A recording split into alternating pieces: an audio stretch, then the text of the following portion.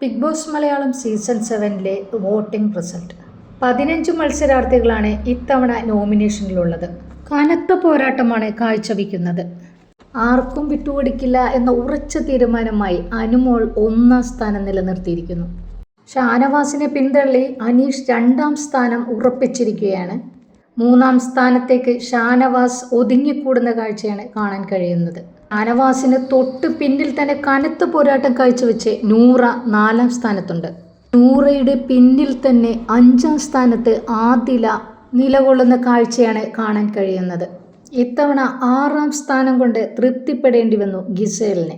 കഴിഞ്ഞ തവണ ഏറ്റവും പിന്നിലിരുന്ന രേണുസുതി 7-ാം സ്ഥാനത്തേക്ക് അതിശക്തമായ തിരിച്ചുവരവ് നടത്തിയിരിക്കുന്നു. 8-ാം സ്ഥാനത്തേക്ക് അക്ബർ ഒതുങ്ങിക്കൂടുന്ന കാഴ്ചയാണ് നമുക്ക് കാണാൻ കഴിയുന്നത്. അക്ബറിന്റെ പിന്നിൽ 9-ാം സ്ഥാനത്ത് ആര്യൻ നിലകൊള്ളുന്നു.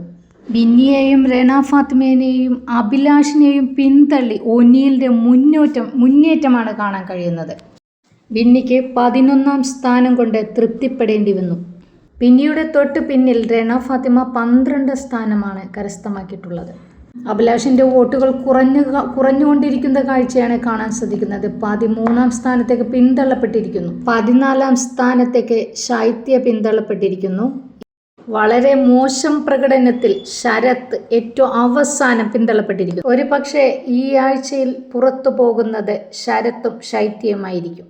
പുതിയ അപ്ഡേഷനുകൾക്കായി ഈ ചാനൽ ഒന്ന് സബ്സ്ക്രൈബ് ചെയ്ത് സപ്പോർട്ട് ചെയ്യണേ.